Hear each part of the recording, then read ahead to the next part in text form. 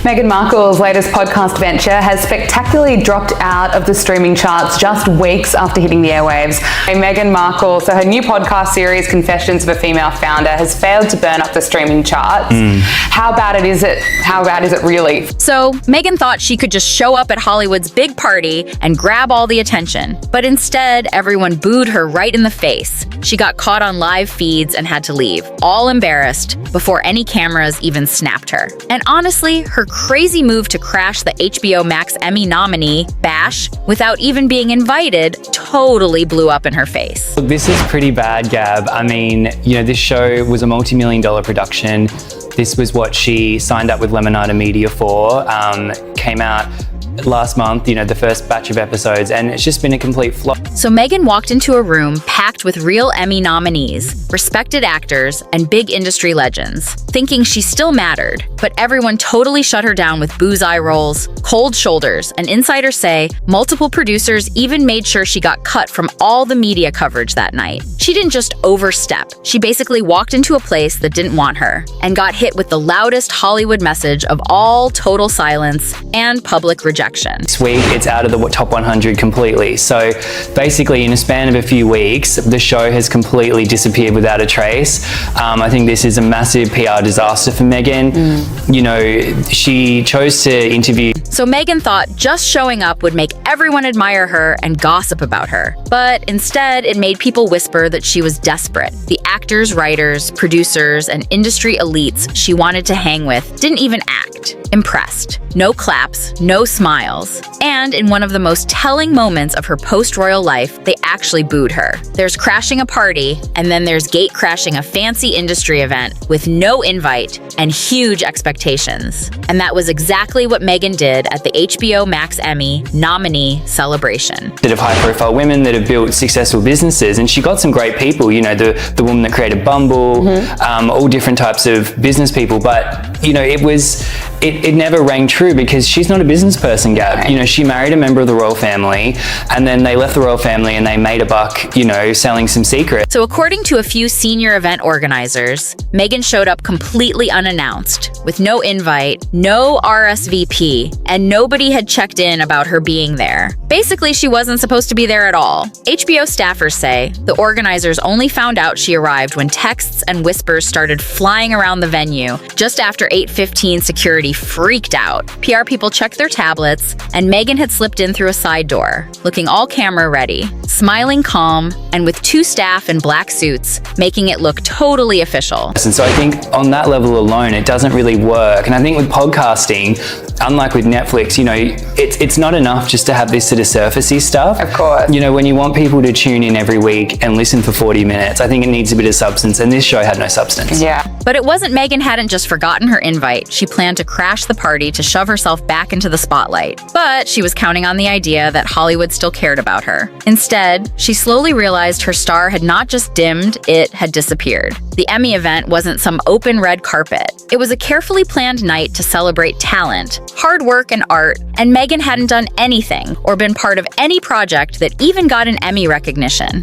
And Louise, on that post-royal life, a little bit of confused messaging this week over the future of As Ever. Is it being put on hold? Is it launching new products? What's actually going on? Well, who knows? I don't think even Meghan knows what her so-called lifestyle brand is doing. As Ever, of course, which used to be. She had no reason to be there yet. Meghan strutted in like she owned the place, and that confidence just made the rejection hit even harder. As soon as she stepped onto the main floor, you could feel the tension. People turned their heads, looked down, acted like they didn't see her. A few even gasped, but then the crowd started booing, especially around the middle tables, with showrunners, streaming execs, and big actors. And someone muttered loud enough for others to hear, "Oh no, not her." In the last week alone, we've been told that there's new products coming on Instagram.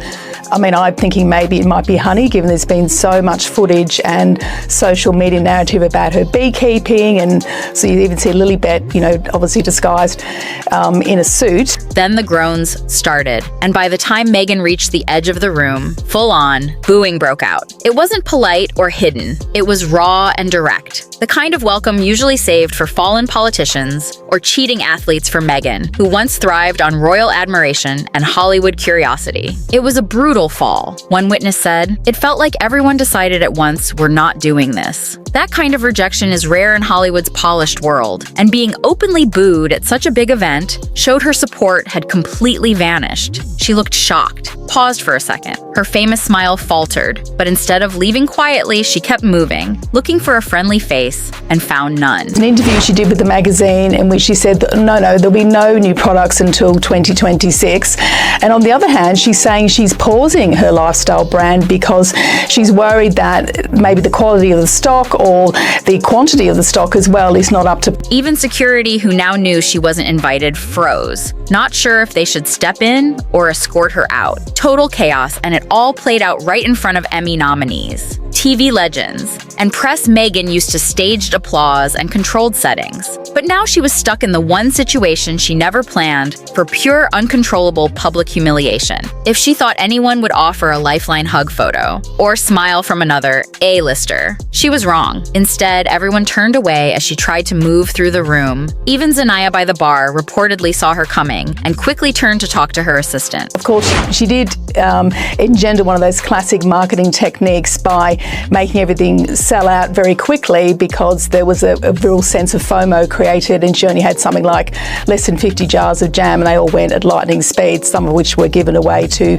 Pedro Pascal politely stepped away from a chat, and even old acquaintances, producers, stylists, and journalists avoided looking at her. One entertainment blogger perfectly captured it in a viral post, saying she floated through the room like someone desperate for attention while everyone ignored her. The rejection was calculated. No one wanted to be seen with her. The photos would trend, the optics would stick. And in Hollywood, being seen with someone is like endorsing them. So standing next to Meghan was risky. At one point, a producer said, Meghan tried to approach a group with a famous director, a TV showrunner, and a Netflix exec. It's an absolute muddle. I mean, she's playing at being an entrepreneur. Clearly, she should have got a proper CEO or entrepreneur in charge of the business, and she may not have found herself in this mess, but I don't believe she was able to find the right person. They all just slowly turned away, and one source said it was so awkward nobody laughed. We just felt secondhand shame. Her presence turned the fancy Emmy party into a weird experiment of what happens when image meets reality and crashes, as soon as her name started floating around staff and security got confused. Unlike normal VIP arrivals logged ahead and with reps, Meghan slipped in like a rogue guest. No clearance, no record, no confirmed plan. One staffer told a Hollywood blog she wasn't on the list, and we triple-checked. Bronte,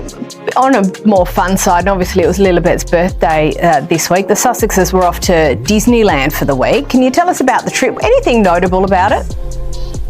Well, yes. I mean, I feel like we were all quite captivated by that birthing video, but it was in fact Lilibet's birthday. And someone radioed asking, do we escort her out, and panic spread. But Meghan was already halfway through the room, with everyone filming her every move, so taking her out would make an even bigger scene. They chose the lesser evil and let her stay away from the main floor. The stage and cameras reports say she was politely asked to sit near the exit corridor, given water, not champagne, no interviews, no photos, no access to the inner circle. Basically, Meghan Markle was treated like a ghost guest there, but not really acknowledged. And in many ways, that was even worse than being kicked out. I did enjoy 2 days, as Meghan posted on Instagram, 2 days at Disneyland, and then she posted a whole video which included, footage of them running around the place and going on rides, all wearing their Mickey Mouse and Minnie Mouse ears, and also meeting Elsa from Frozen. It's quite a cute video.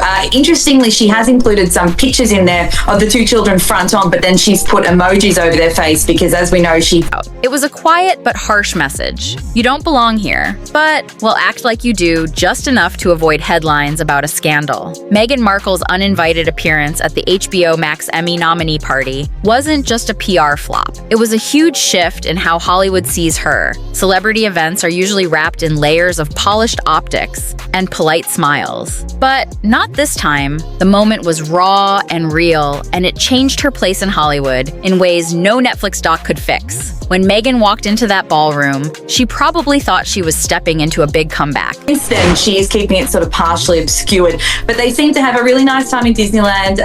Again, I was reminded of the fact she's an influencer now because it was the thank you Disneyland for having us post.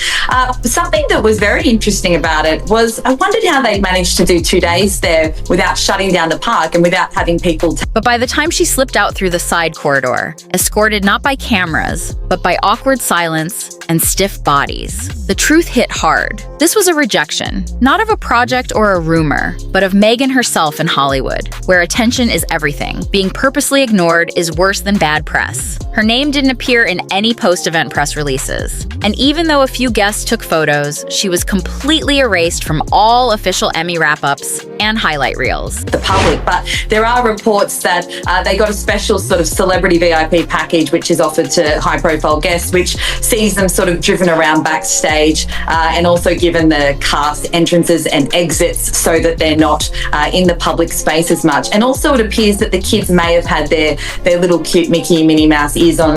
According to a PR manager for one of the nominated shows, HBO's rule was clear she's not on the guest list. She's not in the edit. This wasn't a mistake. It was a deliberate move right after the event to make sure Meghan's uninvited appearance didn't steal the spotlight from the real nominees and photographers on site. Even said her team tried to push staged photos to wire services the next morning, but none of it really landed. Were wearing glasses, so that would have kept their privacy a little bit further. But yes, that was how they celebrated Lilibet's birthday. We don't know how Archie's birthdays have been celebrated. We've gone really big for Lily's 4th, but it does seem to be the first time we're actually getting a real glimpse into how the Sussexes celebrate their kid's birthday. But none of the major image agencies picked up her photos, and that kind of total erasure really shows just how badly things went for Meghan that night. Meghan is no stranger to controlling how the world sees her ever since leaving the royal family. Her whole public story has been carefully built around managed interviews, press releases, and carefully chosen platforms where she can speak without interruption or challenge. She has always made sure that she could shape the narrative to her favor. But at the HBO Max Emmy nominee celebration, she had zero control. She couldn't curate the optics or make sure she was seen in the way she wanted. The event was completely owned by the people who actually earned their way into the room. The real nominees, respected actors and industry legends. And Meghan's total absence from every official recap, every press release, every highlight reel made it painfully clear that she didn't belong, and no amount of effort from her team, slipping in through a side entrance, smiling for cameras, or trying to act like she was part of the night could change the fact that she was unwanted, ignored, and completely erased from the story. It was a harsh reminder that in Hollywood, no matter your past fame or royal status, if you don't earn your spot and respect the process, the industry will not hesitate to make you invisible. And Meghan learned that the hard way that night as every glance turn and silent snub reinforced that she was an outsider in a world she thought she could still command. To my next question, Louise, we've seen some photos that we haven't been released before. We're definitely seeing more of the kids in recent months.